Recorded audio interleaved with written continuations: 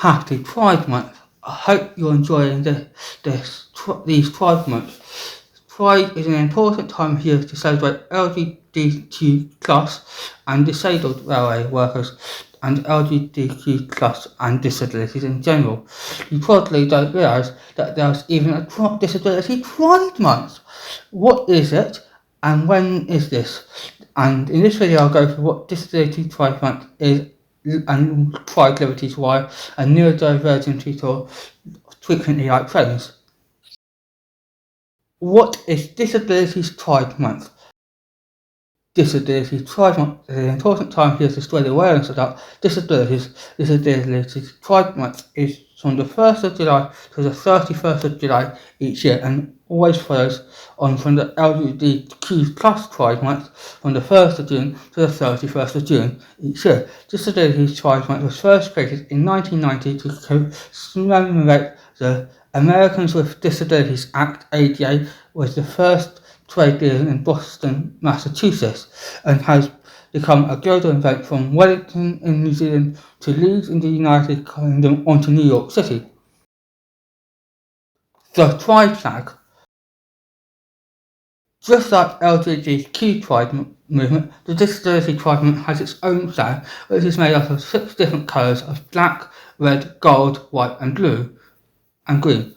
The black represents mourning for ableist violence and abuses. The diagonal line represents walls and barriers which socially creates for the disabilities for community. The red stripe represents physical disabilities. The gold stripe represents neurodivergent and cognitive disabilities. White represents invisible and undiagnosed disabilities.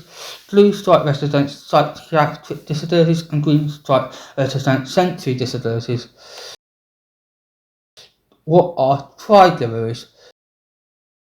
When travelling on the railway network, you might have noticed unusual liveries for trains for a certain company. These liveries are often in the form of a Pride livery, to more often than not celebrate LGBTQ plus individuals, as well as in rare circumstances individuals like others like Transport for London Pride liveries on London Overground Class 7, 387, 387, 205 and Liverpool Line Class 345, 345, 055.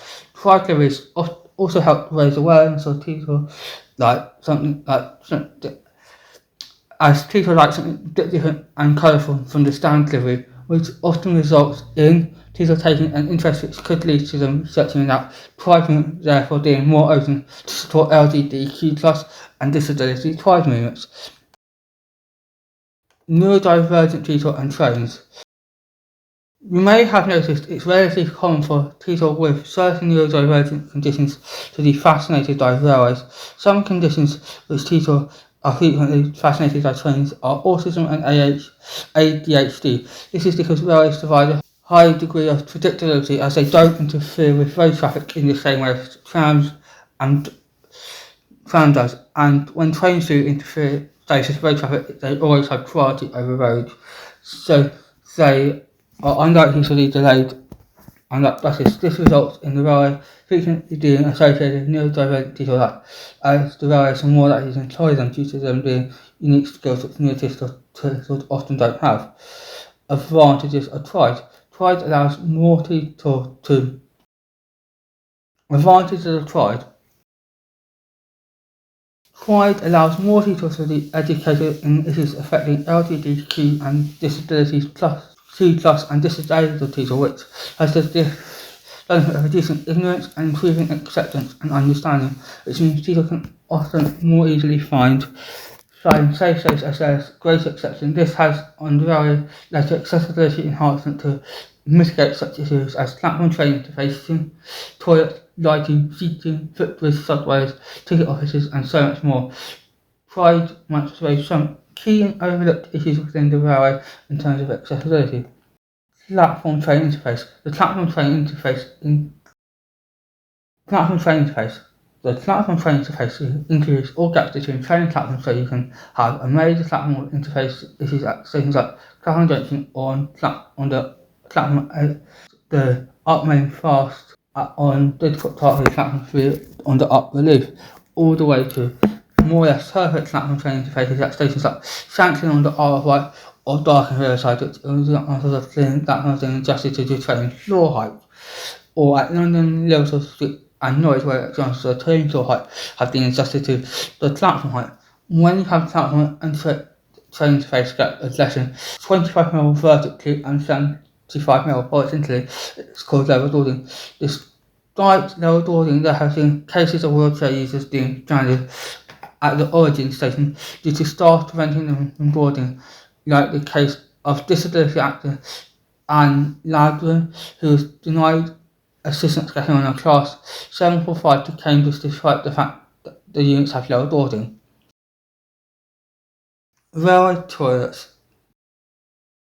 Private has, along with the broader disability movement, has increased awareness that there needs to be toilets at both stations and on trains to more train stations. Countries like South Eastern has committed to ordering trains with only toilets fitted and retrofitting existing Class 7017 trains with accessible toilets, in addition to sprucing up the existing station toilets to make them more attractive to use, therefore reducing vandalism because of the broken glass theory, as there has been great awareness for unisex toilets, not just for disabled, but also for LGBTQ plus people who may be uncomfortable using gender toilets due to them being non-binary. For example, the most important thing is that the person is using the toilet is comfortable using the toilet rather than the other people if they are using a gender toilet.